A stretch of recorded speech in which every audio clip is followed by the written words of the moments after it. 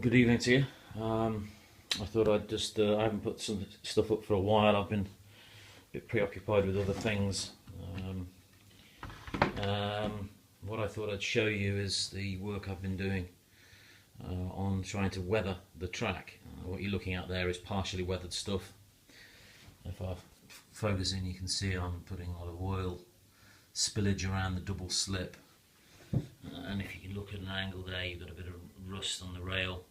It's not quite finished yet, but the effect I'm trying to achieve is you know, this sort of effect. I quite like that. Wherever I've got moving parts, like a point, there's oil around it, and I think it's starting to look like a pretty nice railway. I'm using acrylic paint. Specifically, I'm using these acrylic paints. This is Daler Rowney and it's called System 3, and I'm using Burnt Umber. This Burnt Umber is what I use for the rusty bits, and then you've got Mars Black, as it's called, for the oil. Those are the only two colours I really need. A couple of little paint brushes, and I did a mock-up on some track suggested by Lego Man Biffo, which was a really good idea. You know, so you can have a really oily shed bit of track, and then sort of a main line just with the rust, and then a main line with the rust and the oil down the middle. So I went for this one for the main lines. I thought that was better. I like the oil down the middle. You know, just looking at railway tracks in general with the wooden sleepers, there's oil, plenty of it. And really, once you know, you apply it to the sides, you know, just gently along. What I did was I used a slightly thicker brush like this, dip it in water, and just soak it along there, and it kind of gets rid of some of the rust off here, and it soaks up into the ballast. And you know, I think the effect is good. To me, that's a standard. I'm very happy with that. That's a really quite high definition picture of it. I'm happy with that standard. Yeah, very, very much am.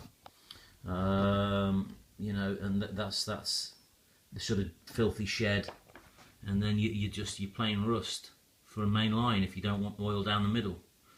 But I do. So all in all, you know, I'm quite happy with it, and you know, when this is done, this is going to start looking really kind of nice. And it doesn't take long. Honestly, you can do several feet of track in 10 minutes. It just doesn't take long at all. You know, and it doesn't really clog up. If I give you an aerial view there, it doesn't really clog up your points either. When you're doing it, all I would do, I don't know if you can see, all I would do is just make sure when you paint it that they move, give it a couple of waggles, and then when it's all dried off, occasionally it's stuck, but it opens up quite comfortably after that. You know, and if you get overspill and spillages here and there, it's all good, because railways aren't neat. And, you know, and it's probably what you want. I mean, I like that. To me, that's a good effect. You know, that particular scene you're looking at there, the spare rail down the middle that's rusted. That's really what I'm trying to get after in terms of the quality. You know, and you compare that to pristine track in the station at the minute. I mean, that's just all got to be done. Pretty dirty, I think. That's going to be closer to the central one there, because looking at the station in Coventry the other day, there's not a lot of rust in the station where stuff stands for a bit, and it's just mainly oily track, very oily, not pristine like that. So that whole scene needs to be considerably changed. So that's where I am with it. It's all still working very, very nicely. Thanks for watching.